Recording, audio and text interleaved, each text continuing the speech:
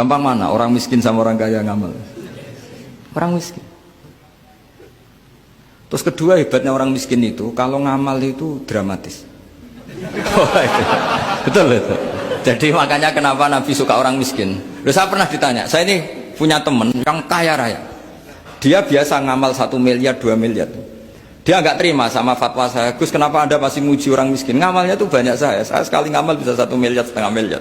Tapi kata saya, ngamal kamu itu tidak dramatis, nggak seru kata saya. Terus dia tanya, kok bisa Gus? Dia orang kaya, paling ngamal 1 miliar untuk bangun masjid, 1 miliar, setengah miliar bangun pondok, setengah miliar. Tapi kalau orang miskin, misalnya tukang beca, orang miskin kan pasti kawannya orang miskin. Kan nggak mungkin orang miskin utang Abu Rizal Bakri, utang Yusuf Kala, kan nggak mungkin. Kenal saja ndak. Orang miskin kan utangnya sesama orang miskin. Itu pasti itu kan hukum sosial itu. Nah ternyata itu apa? Hari itu anaknya ndak makan, hari itu istrinya mau kelahiran.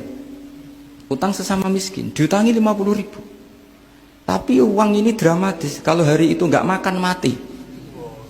Artinya apa? Ada orang ngamal 1 miliar untuk bangunan, kadang aksesoris. Yang satu ngutangi 50.000 tapi taruhannya nyawa.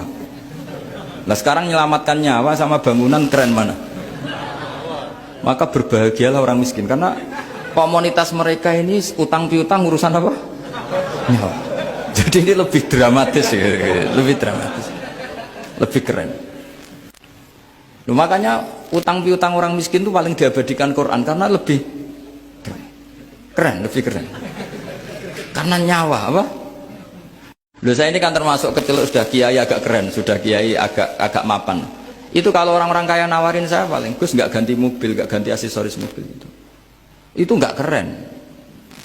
Al-Nadikan tetap ngamal pun nggak keren. Tapi kalau orang miskin, saya sering kan dengar cerita mereka orang itu ngeri. Kayak cerita yang diabadikan Quran itu, wa yu'thiruna ala anfusihim wa law kana bihim khasasah. Itu Nabi mengumumkan saya punya tamu tapi hari ini saya tidak bisa hormat tamu.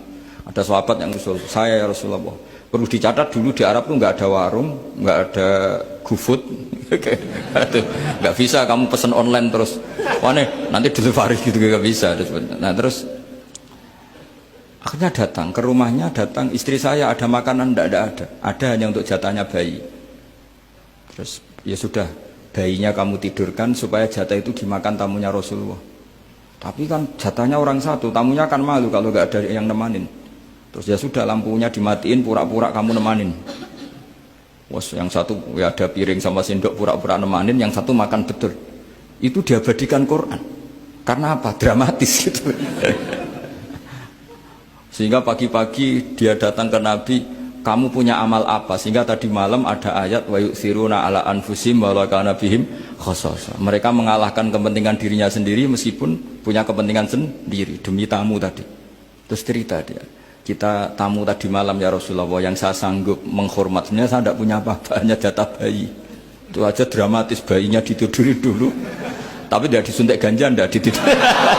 Ditidurin biasa nanti kan, ditidurin biasa. Terus suami saya pura-pura nemani, lampu dimatikan.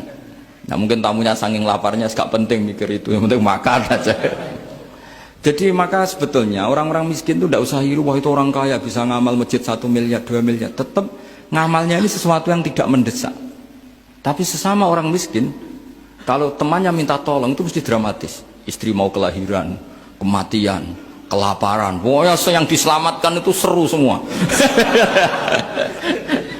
Artinya gini ya, kalau miskin ya nikmati saja, itu ada peluang untuk menyalip pahalanya orang-orang. Tapi yang kaya ya tetap kaya. Kalau semuanya miskin, nanti yang miskin kerja di mana kalau semuanya miskin?